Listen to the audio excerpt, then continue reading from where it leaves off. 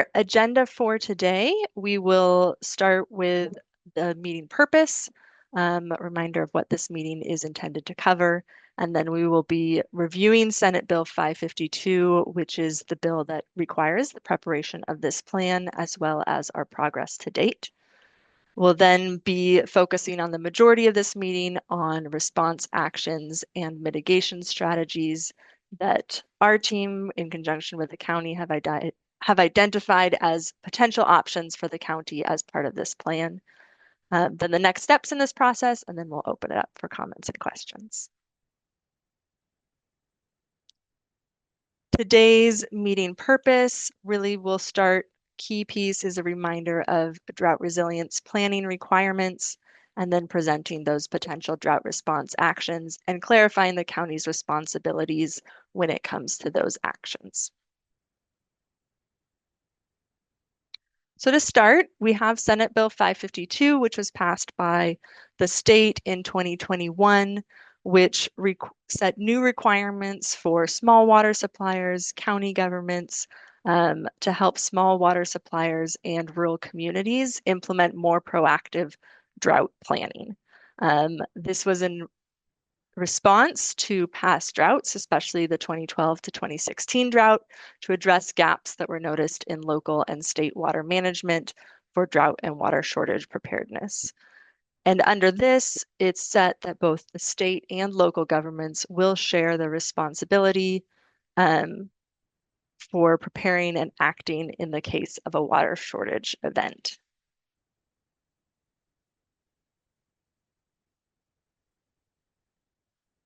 The county has specific requirements as part of this Senate bill. The first is to assemble a drought task force to facilitate drought and water shortage preparedness. And the second part that we're focusing on today is to develop a drought resilience plan. This has three main goals that it needs to address: to address water resilience for state small water systems and domestic wells, then to identify potential drought and water shortage risks, which is what we covered at our last meeting, and then to propose interim and long-term solutions, which is what we're focusing on today. And the overall goal is to, at the end of this, have a list of projects, actions that the county can potentially implement, take to the state, and look for funding sources to help support the community.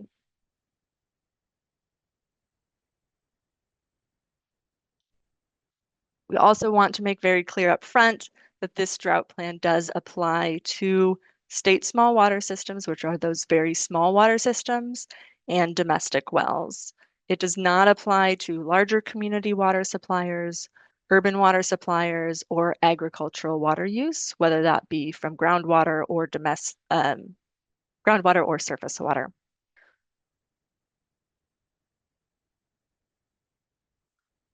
So far in the process, we have spent, an initial part of this process in gathering and reviewing information.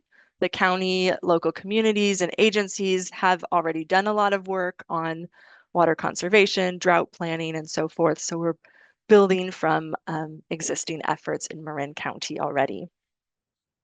We then developed and conducted a risk and vulnerability assessment, which focused on identifying those risks from drought that are specific to Marin County, as well as identifying those communities that are likely most vulnerable, both physically and socially, to those impacts of drought. And then today we're here to discuss those response actions and mitigation strategies that the county may put in place to support those identified communities. And then the final stage will be looking at all of these actions that we discussed today, identifying implementation pathways and next steps for the county and how they might address those, and pulling that all into a draft plan. And we'll have another meeting at that point to present all of this together.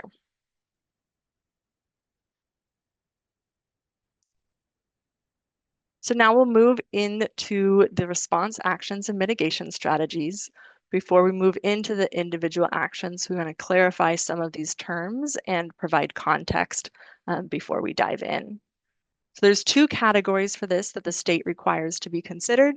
The first is short-term response actions. These are actions that the county may take during an active drought, more like emergency response, meeting those immediate needs. We then have long-term mitigation strategies, which are actions and programs the county may implement to prepare for droughts, reduce potential impacts, and generally become more resilient.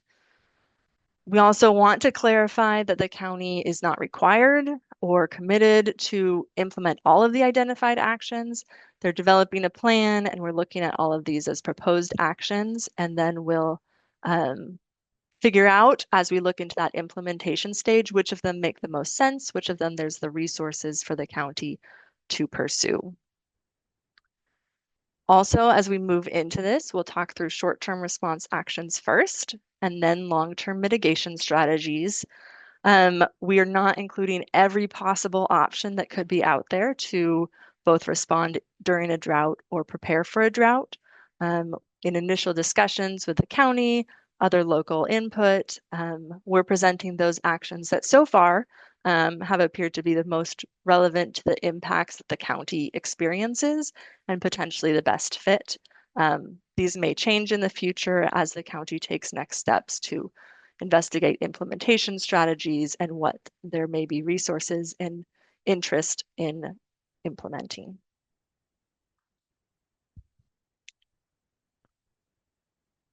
Starting with short-term response actions, once again, this is considering what can be done for those state small water systems, domestic wells, for emergency response, especially during an active drought. The first one that we'll start with is enhancing public communication and education. This is often the first step in any sort of plans like this.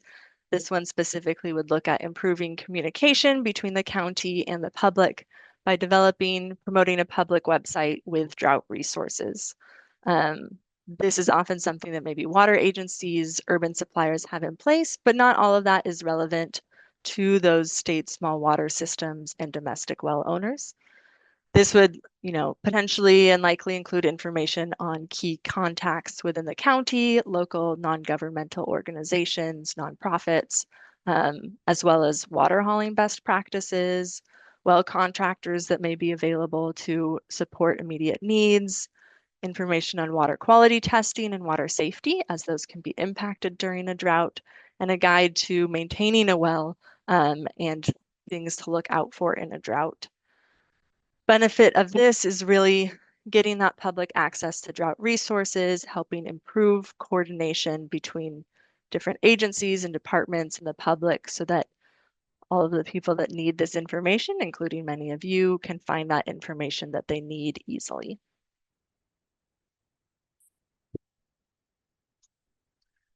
The next identified action is promoting water conservation, something I'm sure many of you are familiar with already, but really encouraging those water saving practices, once again, targeted towards domestic well owners, state small water systems, with specific outreach and education materials.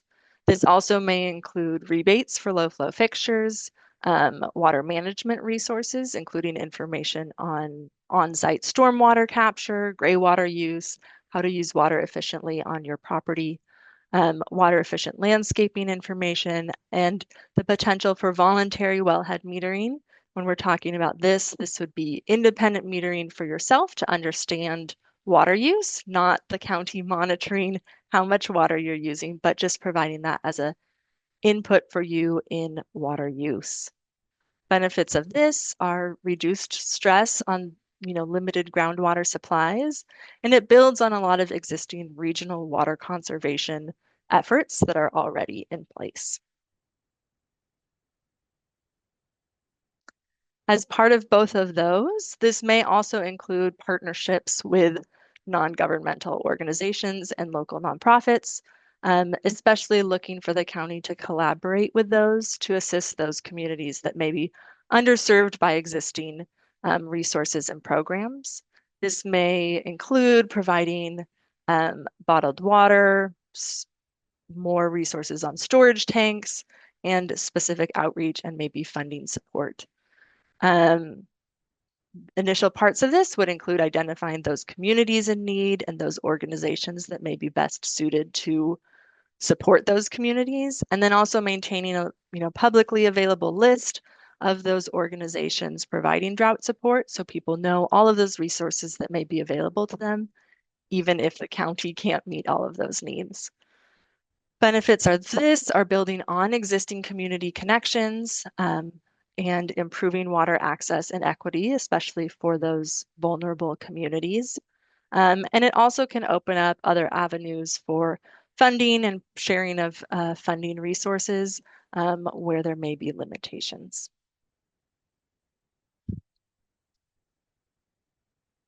So those first ones were a lot of focused on providing information, resources, and so forth to individuals to manage their own water needs.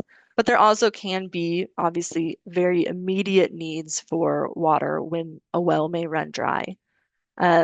So one of the identified actions is to look at coordinating supply of packaged or bottled water, looking at the county creating a program to supply packaged or bottled water through delivery, local pickup, or vouchers, especially during severe droughts, multi-year droughts, or those late summer months when water supply can be at its most limited.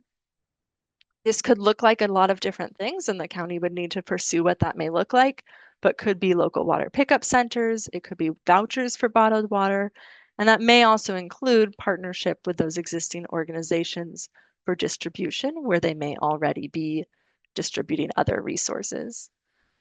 Although this is obviously not a long-term solution, this can be an immediate low-maintenance solution and provide that immediate water supply before other actions can be taken for a more long-term solution.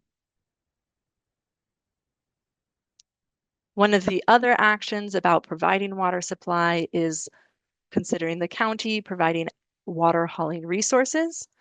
This is something that we know happens a lot in the county already, of water being hauled to different locations.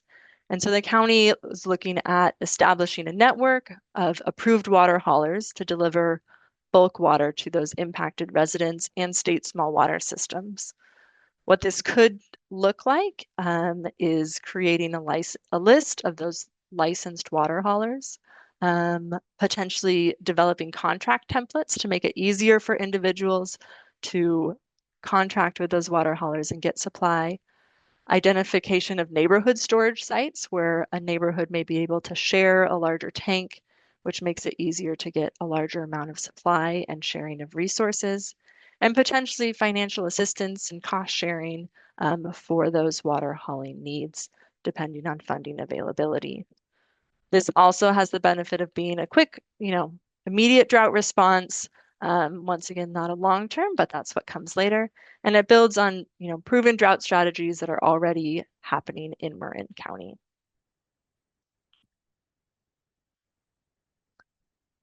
With that, we'll then move into long-term mitigation strategies, looking at how the county can prepare for future droughts to become more resilient. Once again, we start with educational outreach, providing materials here, especially on well management, maintenance, and drought risks for domestic well owners. This may include mapping areas that are at especially high risk of groundwater vulnerability to help, homeowners and people that may be moving into different areas understand risks. Developing well owner guidance documents, especially focused on things like signs when a well may be going dry or things to look out for and when key maintenance activities may need to be done so that things can be approached proactively rather than once the well has gone dry. And this may also include, specific in-person information sessions, learning about how to take care of a well. Benefits of this are empowering really those individuals to take care of their own wells and property. Countywide resources, obviously available to everyone, and proactively provides that information on drought risks to wells so it doesn't catch people off guard.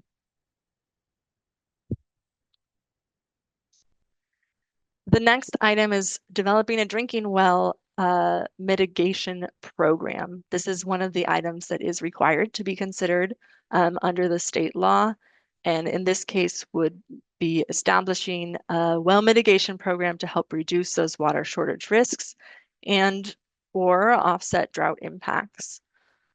For Marin, this could include assessing proper well depth in high-risk areas and making sure any new wells drilled are truly, going to be sustainable moving forward.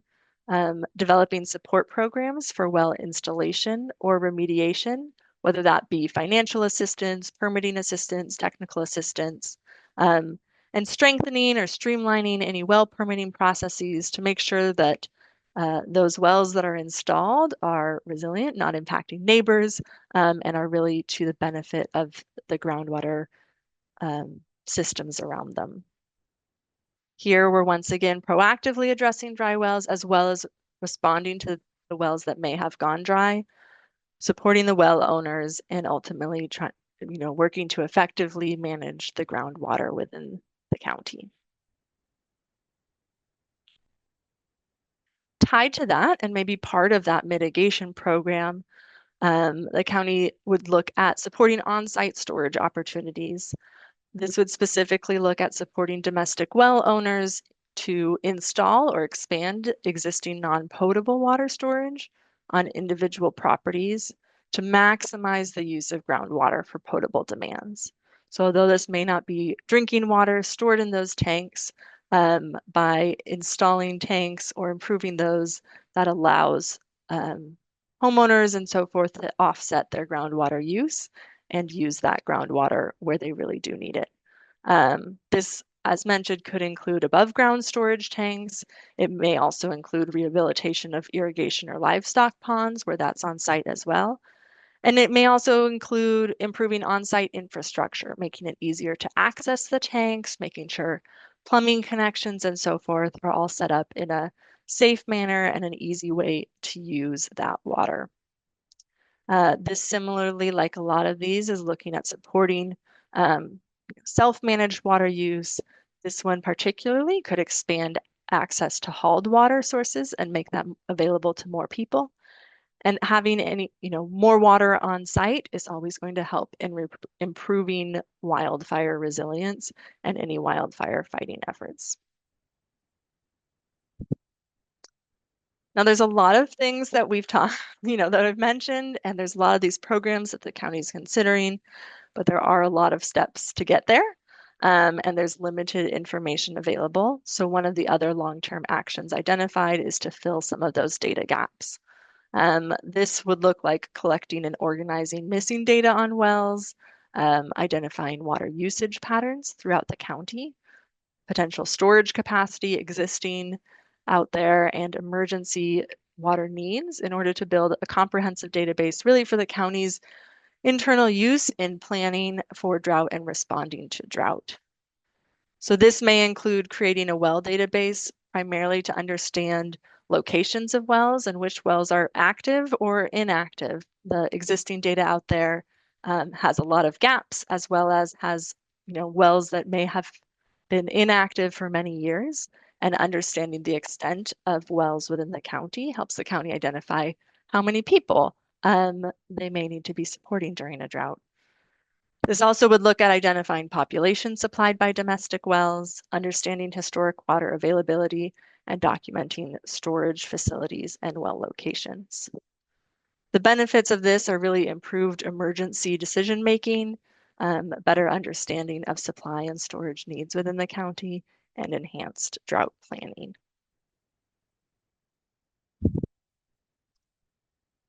The final long-term action that we'll talk about today is organizing well reporting. For Marin County, this would specifically look like developing a program for reporting dry wells to better understand drought conditions throughout the county. This would start with the county investigating best ways to handle dry well reporting. This could include an expanded well application form where it would be noted, if this new well is being drilled because an old well went dry, we want to gather that information. And maybe a countywide data sharing program between existing agencies to understand the extent of where those wells may go dry. We do understand that there's definitely a desire for privacy with this and reporting, and there can be worries about potential implications of reporting a dry well.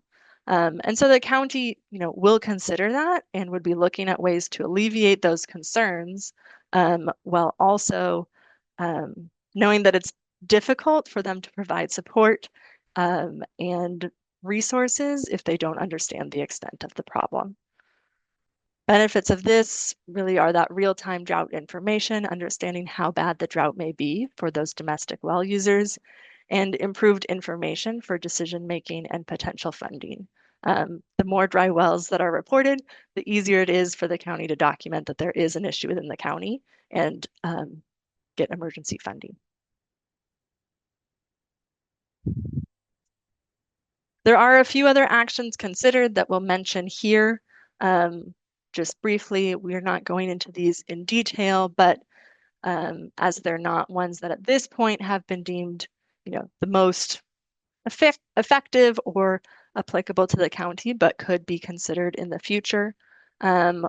Two in short term, the first one is to facilitate mutual aid agreements for those state small water systems with existing water agencies to help facilitate sharing of resources in a drought. And then also to coordinate temporary water filling stations if needed for folks to access water that way. Long-term strategies could include investing in regional water infrastructure to offset groundwater use with other water sources. However, because the county, especially the more rural areas, are very distant and separated, doing something that would really have a wide impact on a large number of the community members would be difficult with that level of project. And then ultimately, a lot of these existing projects are improving water supply, resilience. And so all of this does tie into improving water supply for firefighting, but that could also be an additional specific effort looking at, hydrants or tanks tied specifically to wildfire fighting.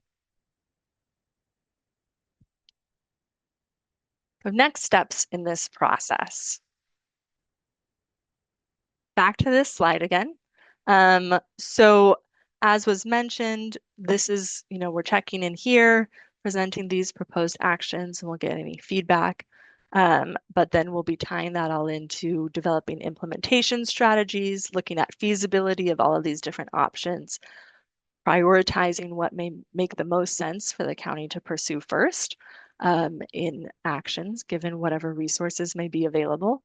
And then we'll come back to meet with another meeting with all of you in the spring.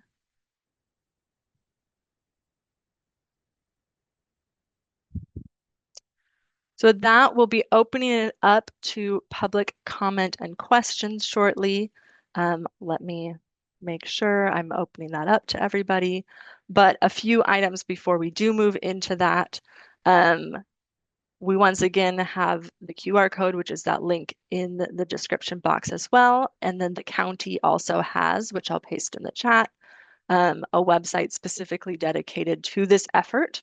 And so there's information on there and how to contact them if you'd prefer to share any information or connect with them later. Let me now make sure everyone can unmute themselves and join in the chat. So at this point, we will really open it up. We'd love to hear any comments or feedback from you, either pasting that in the chat or raising your hand and joining in.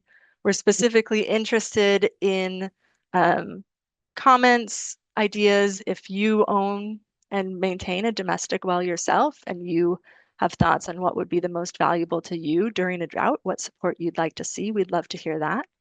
And also, if there's anyone that you know or in your community that isn't at this meeting today, but may be interested in domestic wells or a key groundwater use that you think would be beneficial for us to talk to about what could support your community, we'd love to hear that as well. And very appreciative of all of you joining us today. It really is glad to see so many people here. And I'll check in with Jed or Anne if there's anything you'd like to say before I'll switch to a slide with a list of those actions so that we can reference that as we go into um, our presentation or open it up to comments. Thanks, Bonnie. Yeah, no,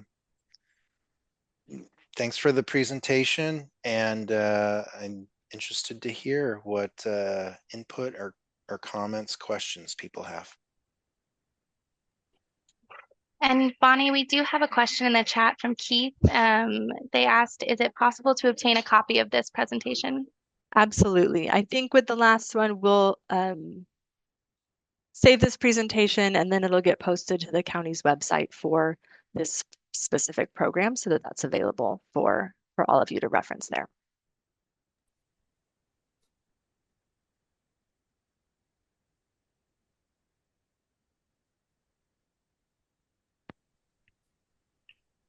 And the same, the website is the same one that's was posted in the chat.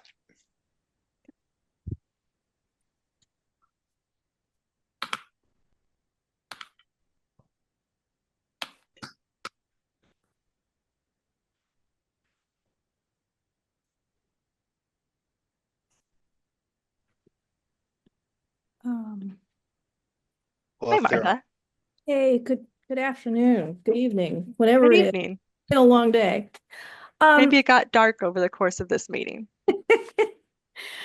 Hopefully everybody's staying dry. I really appreciate the direction that you've been taking on this. And prior to this meeting, I did do a little bit more homework on what the state conversations have been about drought preparation. There's a group called Drought, Interagency and Partners Collaborative.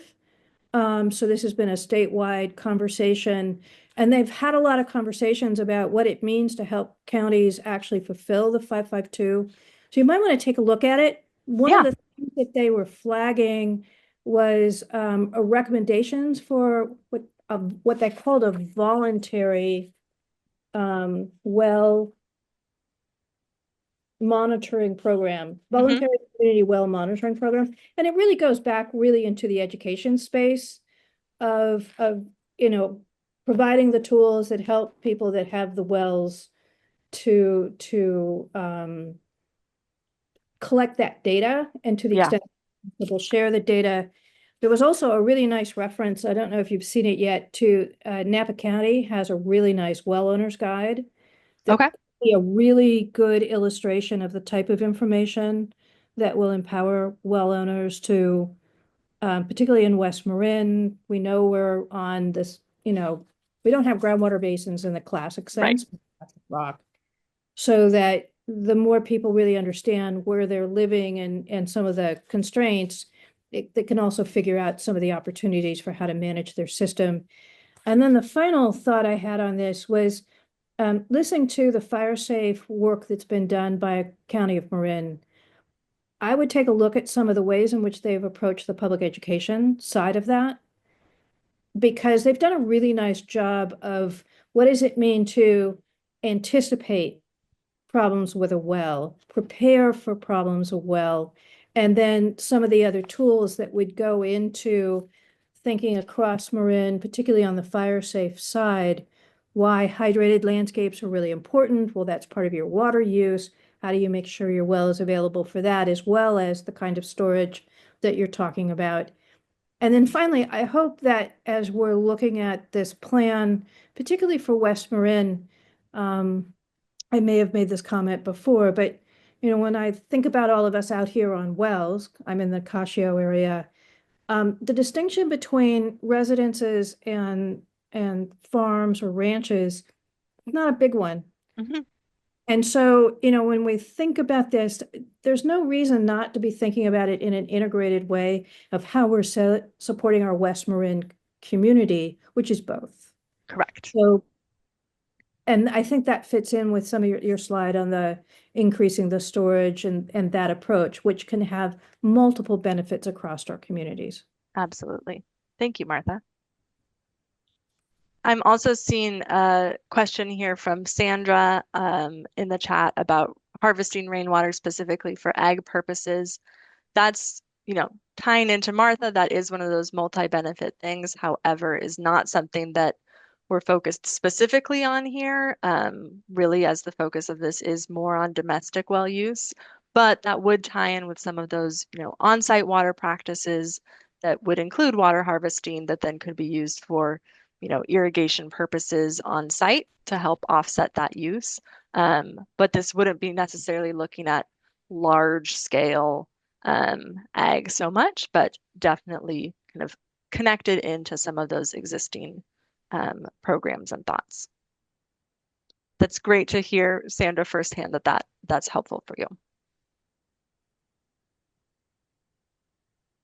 Yes, Michael? Michael? Hi, can you hear me? Yes. So we live in Nicasio and on up Laurel Canyon Road on Indian Hill Road, and a friend of ours built a second unit up above us, and while they were drilling the well,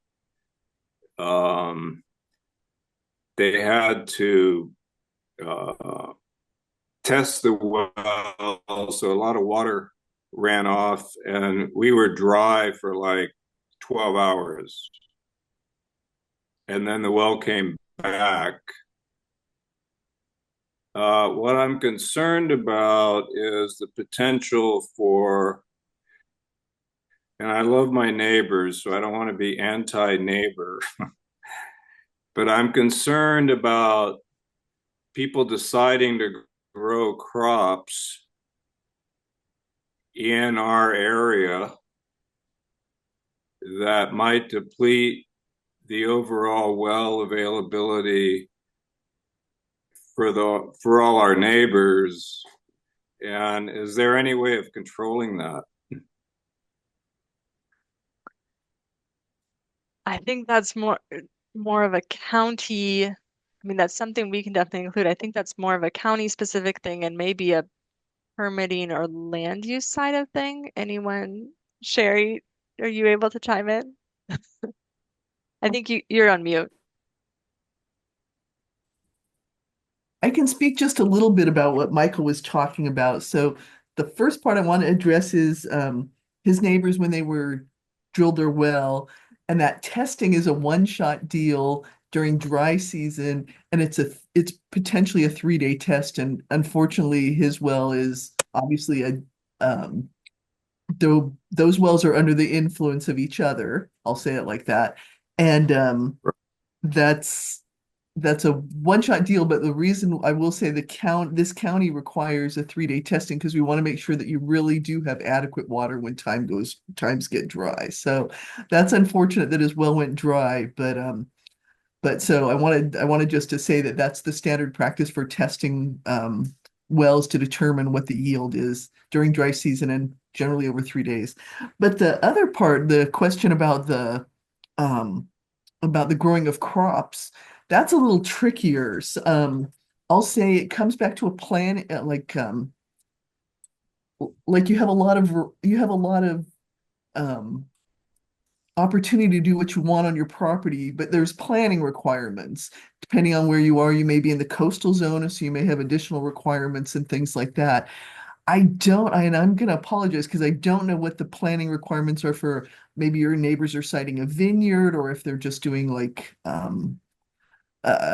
growth for the farming for themselves or for farmers market or something. There may be some issues that need to be addressed with planning for things like that because it may raise to the level of being more of a commercial type operation. And those would require to go through somewhat discretionary planning. So I don't have a great answer, but generally those are planning questions that Michael asked about. Yeah, but thank you for raising that because that's definitely something then we can follow up with planning and check in and see if that's something that can be considered as we move forward, especially as there's more of those, any of those impacts where ag use, nearby residential use, and where those overlap is only going to be exacerbated in a drought.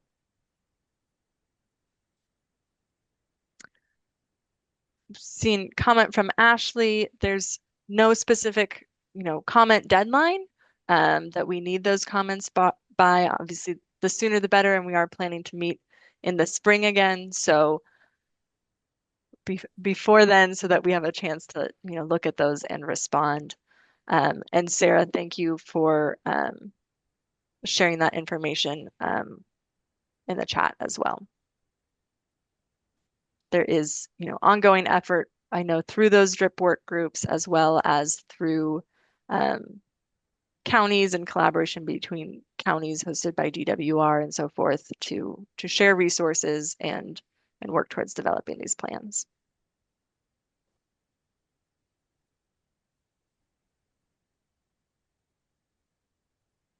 I was curious about those who are on this call about any particular community leaders in the domestic well community within Marin who may be interested in joining something like the Drought Task Force to round out our roster.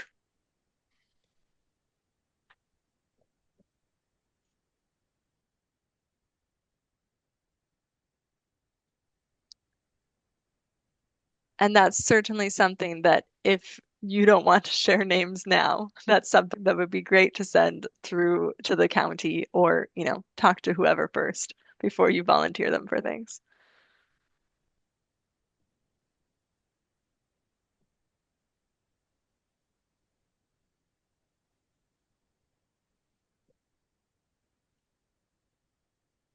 Well, with that, I will thank you all once again. Oh, Bonnie, there's such a one Keith, more go ahead. question. Yep.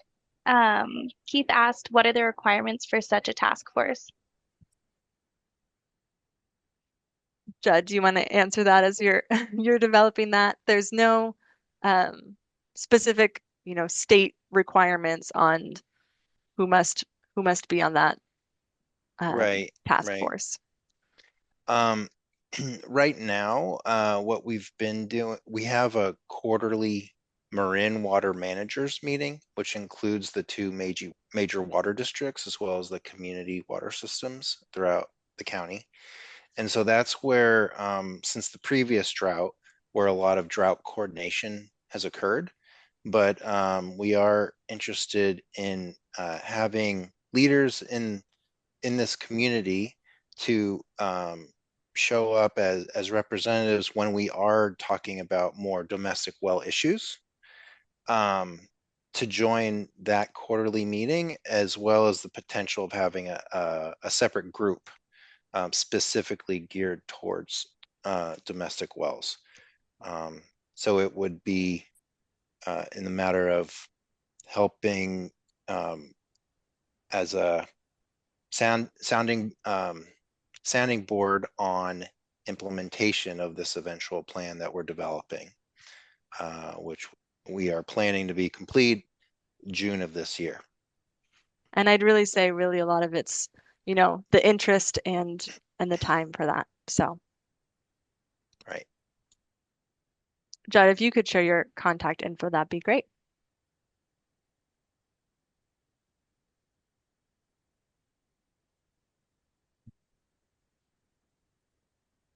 If no other comments or questions for this evening, as I was saying, we really do appreciate all of you making time this evening to share with us, learn some of these pieces. And as you think about this further, please feel free to send in those comments or questions. Like that website was shared and Judd's email's in there.